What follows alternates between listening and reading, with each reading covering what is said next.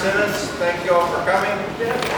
We hope to have an AltonWorks update, and we'll probably do that through Sarah. I haven't cleared that with her, but in the next 30 to 60 days for an update on our team. But in the meantime, I'd like to introduce you to Dennis Highlands and Karen Bodie-Baxter. And they have done a lot of work to get us where we are today on this historic district. And I'll just let Karen explain to you. Thank you. Karen. All right.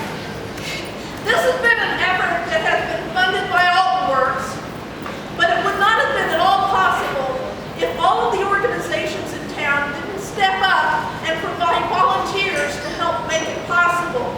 What we were trying to do is to determine if we could have a historic district in downtown Alton, an all-encompassing historic district. And the first thing that we had to do, working with all these volunteers from Alton area landmarks, Alton Main Street, the Alton Historic Commission, and even volunteers and people from the Hainer Genealogy and History Library, just came together in order to do a lot of the efforts in order to do a survey to provide to the state Historic Preservation Office so that they could see what was in downtown Alton and make a determination as to what kind of historic district we might be able to do. And in that survey, everything in that red line was what we initially surveyed starting in 2019. And by survey, I mean there were crews of volunteers who went out and took notes on the exteriors of every building to tell me, is it yellow brick or red brick, or is it a metal cornice or a wood cornice? You know, so we would know what the historic elements are on the building. There were volunteers who spent endless hours, and one in particular who I think she lived at the Hainer Genealogy Library, going through the wonderful collection Hainer has of old city directories that list by address what businesses were in these buildings over time. I've never been in a community where that city directory collection goes back to the Civil War, and almost by 1900, every single year they were publishing them. It was great, but it meant a lot of research time to log all that information. And the library itself has a building file by address of things they have collected over the years, whether it's newspaper articles about the building or whatever. And they made copies of that whole file for me to use in doing this nomination. Other volunteers went out and helped take photographs of each building.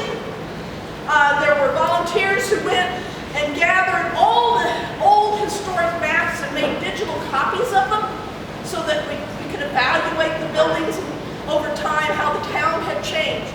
These are seem really kind of weird things, but in order to evaluate the buildings and determine how old, when can I tell that building was built, and how much of that building retained its historic integrity, its appearance from a past life at least 50 years ago, okay? And so that's what we were doing. We gathered all that information, and I evaluated it building by building for every one of those buildings inside of that boundary. And then we turned in a report which included a big narrative history of the commercial development in Alton, because that is what is the most important part of the history of downtown Alton. As it is the commercial center, it still is the commercial center in the community. And so we turned in that historic narrative, we turned in this map, and we turned in a big long spreadsheet by building address to say when they were all built and whether or not I thought they retained enough historic integrity to be listed as part of a historic district in the National Register of Historic Places.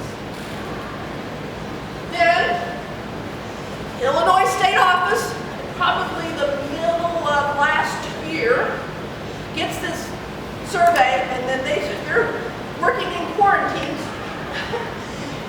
to evaluate it. So we could not come back to you as we had hoped at that time and say, here's what we found.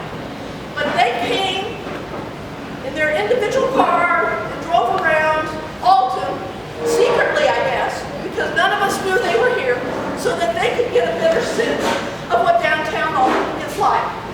And then out of that, they came back to us and they recommended that we do a historic district that was smaller than that big survey area.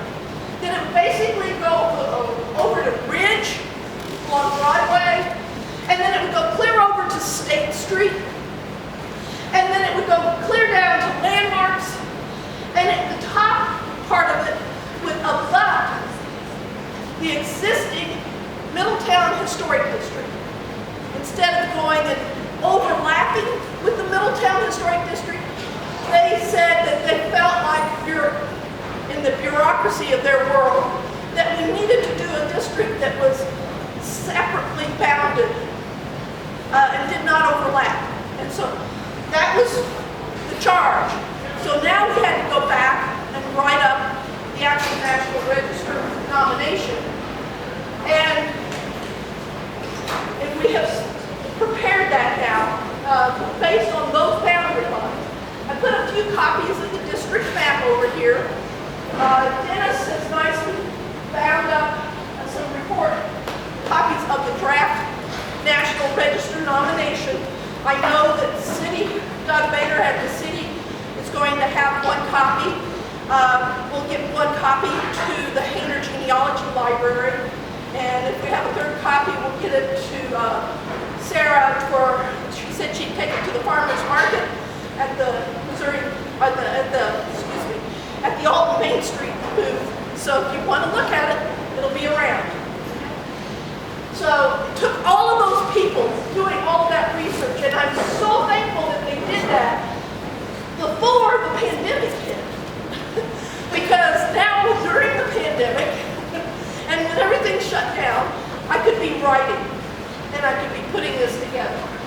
I want you to think about this. You guys live it all. But I don't know that you realize what a wonderful gem of a downtown you have. I mean, we get so used to it in our day-to-day lives. It's hard to realize that you're driving through this really architectural masterpiece, in my mind, that really tells the whole history of Alton just by driving by the buildings. And I was overwhelmed when I first drove into Alton, and Dennis said, do you think there might be a historic district in downtown Alton? And he said, I think there will. But I went, first thing happens, I come up on that wedge bank, and the buildings on either side of it, and I'm going, oh wow, this is great. This is so unusual and uncommon in design. And then as we kept going, I kept driving around, there were more and more wonderful historic buildings in all sorts of styles and over periods of time. And then I drove over to Market Street, turned up Market, and went up to the old YMCA building. And then I looked down the hill on 3rd, all the way down to State Street. What a vista to be able to see all the way down there. And I thought about, wouldn't this be great when there are really heavy snowstorms for all the kids who want to go sledding? I mean, it was just like, great. So we compiled all this information, for just that area that it was not yet in the National Register District, and began to find some things that people don't often think about. We think about our history as being all the buildings that were maybe 1830s, 1850s, pre-Civil War, or even late 19th century. But really, I'm getting old, and National Register Historic Places list buildings in the National Register that are 50 years old. All right, so think about that. That's into the 1960s, 1970s now. And so I started looking at the distribution of the dates of construction. And the history of downtown Alton spans all the way from the 1830s, and the development continued through 1962. And there were new buildings being built throughout that whole time frame. And there was a large number that were being built in the early 20th century, in the 20s, and even in the 1950s, showing great spikes in the economy locally. So, this was part of that commercial development history. It was also part of the history that talked about how buildings changed over time. Down on 3rd Street, West 3rd Street, there are buildings that have had new facades, 3 times to keep up with the styles that were common and popular at the time frame. So we ended up with a district that has 93 contributing properties. That's 84 buildings. It's also 9 sites. That's, in our mind, that's basically parking lots that are older than 1962 for the community.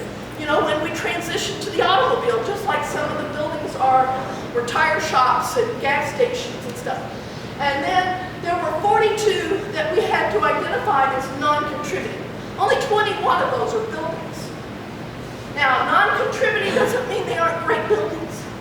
It just means that they were built either outside of what we call the period of significance for this district, which does span from 1835 to 1962, or they have had so many alterations, either after 1962 or over time, that it's very hard to see that it still retains its historic appearance.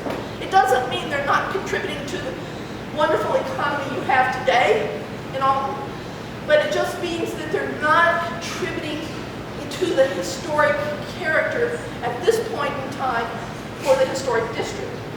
Okay, and that turns out to be a ratio of about 80% contributing. Usually when we do district nominations, we tell communities we're looking for at least 2/3, 66%. You way overshot that mark. That's because you have so many wonderful historic buildings. So we listed the buildings, or nominated them, both for an area of significance of architecture, because of the wonderful architecture that's represented over time in all of these buildings, but also for commerce and the commercial history and the significance that all of these together represent in the commercial development and of the community's development over time. So they tell the history of Alton in many ways through these buildings. So back. Can't go too fast on me. So the first group of buildings, I cluster them by kind of the commercial aspect of them. But there were, 3 hotel buildings just in this area, and they span from 1896 up through 1914. They obviously were built at a time period when people were using that railroad line that was down by the riverfront and were stopping and spending the night there, or they were coming because that was a spa, and they came to do the Mineral Springs. Okay, so then there were also, at this time frame, throughout this time frame, downtown Alton was the hub of financing and financial institutions in Alton. You've got an 1855 bank building over on State Street. Most of its life was as a tavern, but it didn't serve as a bank initially. Those might be related. And then, and it extends. There's the Germania Bank over on Broadway, and there's obviously the Wedge Bank building, but there's the Alton Banking and Trust Company, not the First National Bank building over on West 3rd, and then there's the building that was almost the last building built during this period of significance. It was finished in, I think, 1961, the Alton Savings and Loan Building. which is a wonderful example of our modern styles that were emerging in the mid-20th century. And then throughout this area, obviously, because this was the central business district, there were all these retail storefront buildings. And there was great examples everywhere. I had trouble picking just a few to show you. And this was a cluster that's over on West 3rd that I just dearly loved. It just does a cluster of little retail storefronts.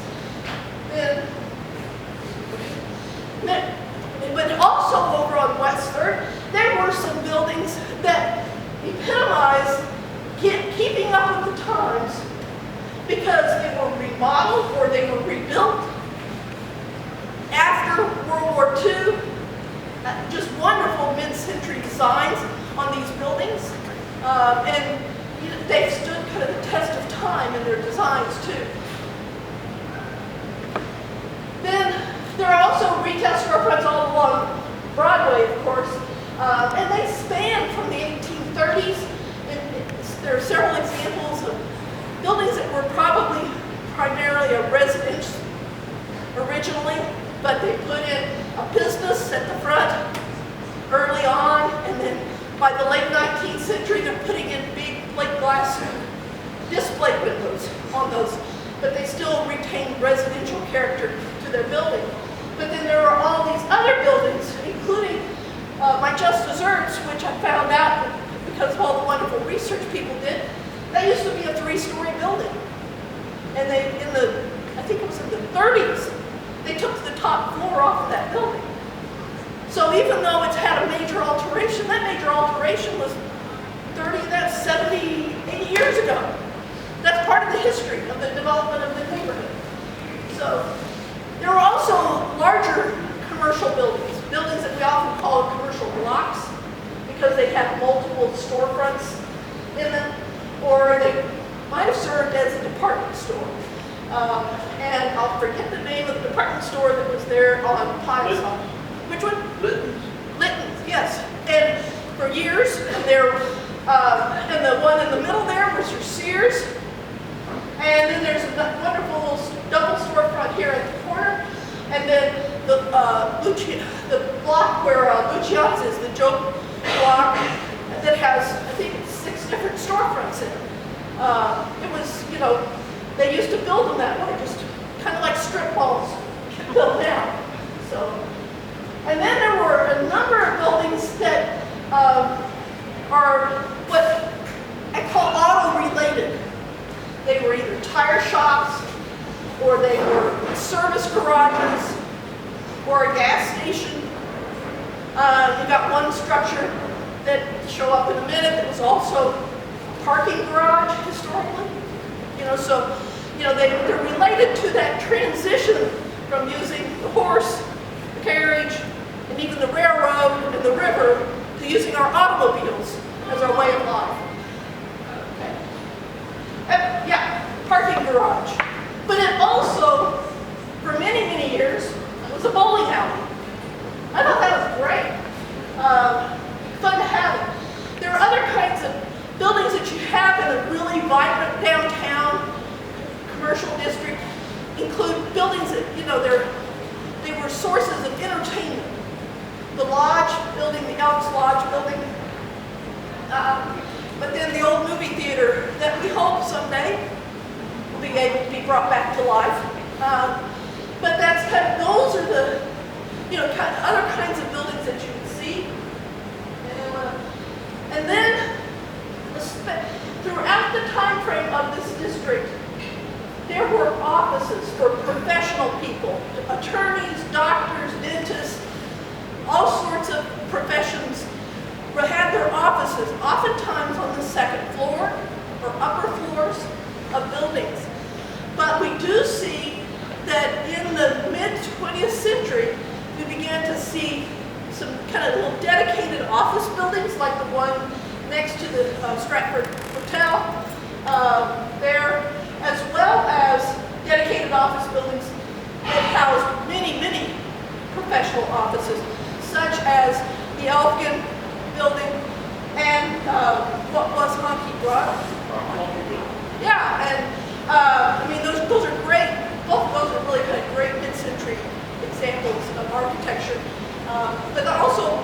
it another element that makes for a vibrant and active downtown.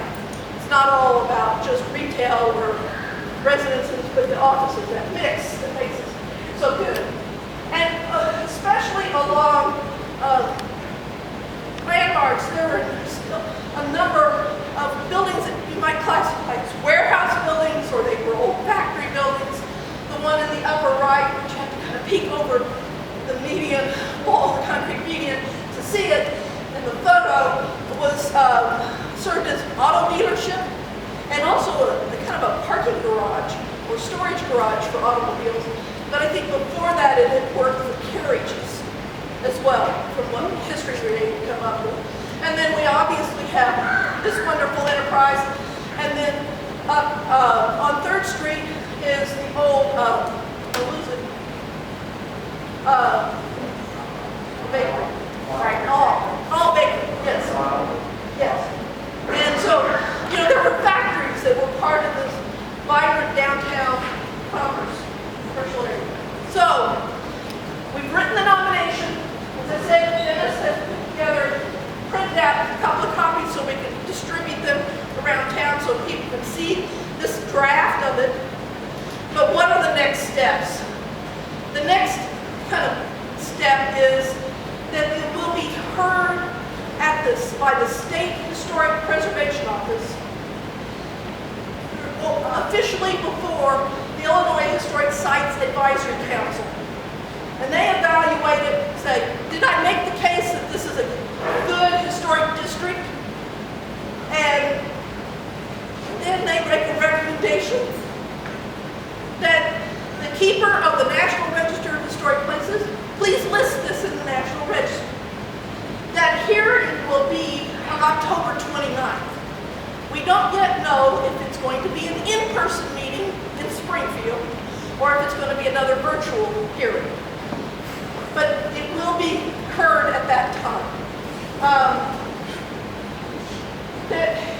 Beyond that, there will be an official, between now and October 29th, Alton's Historic Commission will officially review the nomination and make their recommendation to the Historic Sites Commission.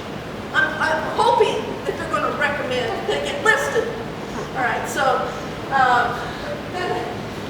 that's kind of, and then once it's reviewed at that hearing, then I have to put together any typos, make any corrections that they note that need to be made, turn in the final nomination, and the State Historic Preservation Office ships it off to Washington, D.C.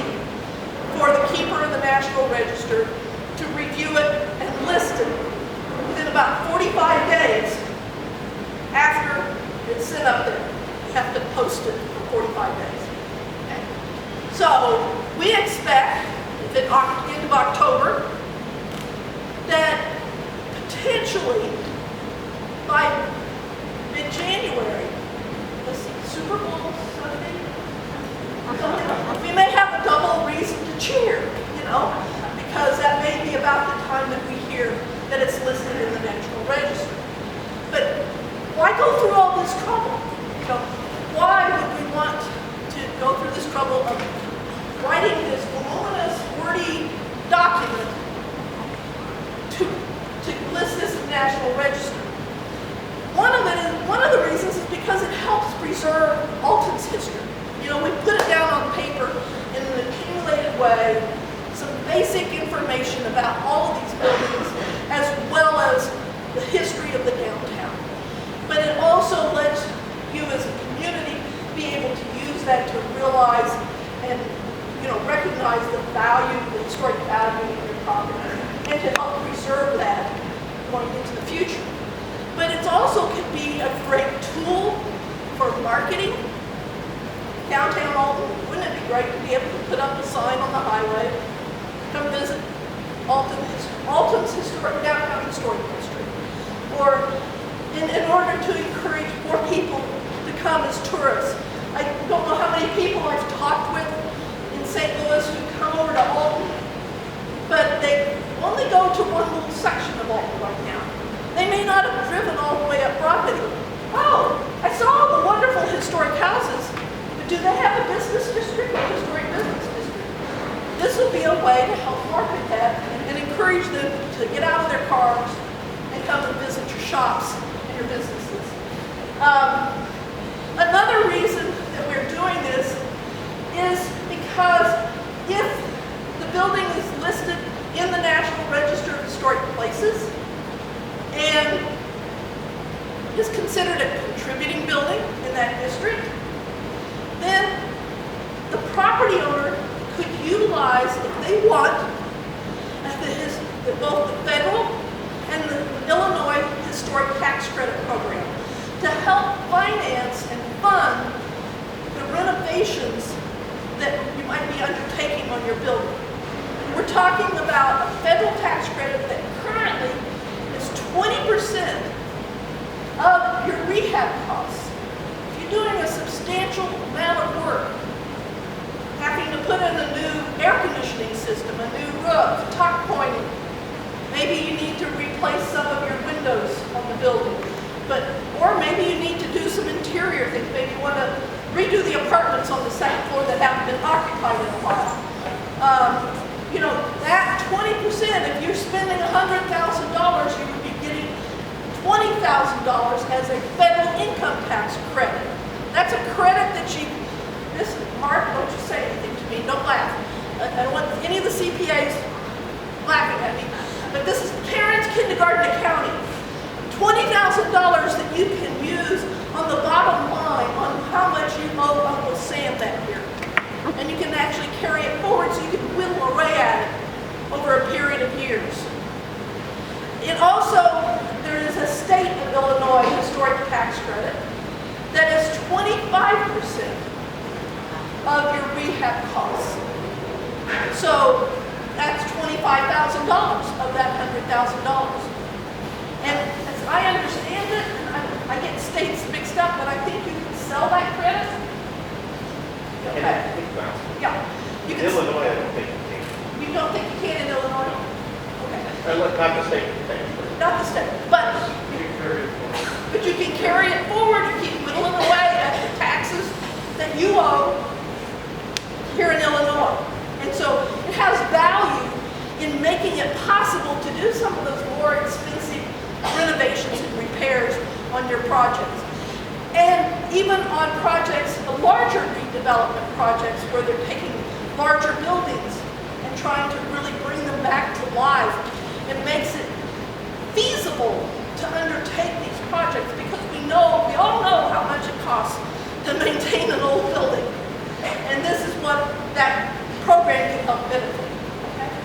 So those are some of the reasons that we think for listing buildings in the National Register of Historic Places. But I also want to talk to you about the things that, so that you feel comfortable with this. This is a National Register of Historic Places nomination. Listing in the National Register does not change anything as a property owner. It doesn't add any special taxes. It doesn't increase your assessment, property tax assessment. It doesn't require you to do anything to your property that you don't want to do. Okay? And that includes, you don't have to open it up and let tourists wander through the whole building. Just because they say, oh, it's a historic building, I want to see it. You don't have to if you don't want to. But it also means you don't have to, they are going to tell you what you can do in terms of renovations to your building and how they would look, or what color you paint things. That is not anything that happens because of getting listed in the National Register of Historic Places. It also doesn't require you to go through any additional design review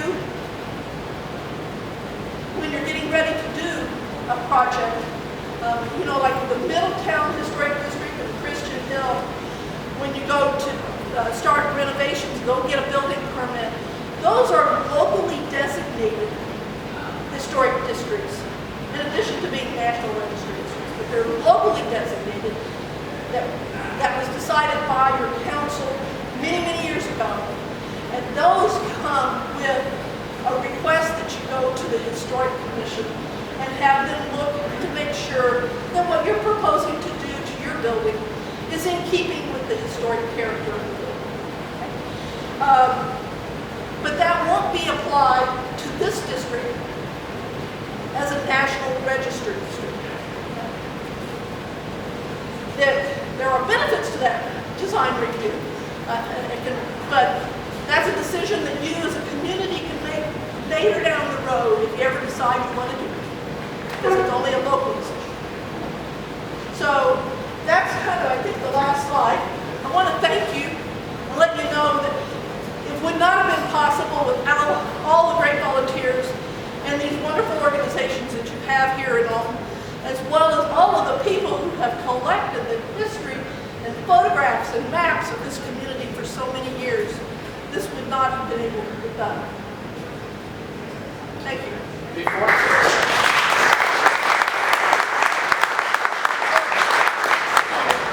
I want to thank Mr. Simmons, who underwrote this project. Let's give him a hand.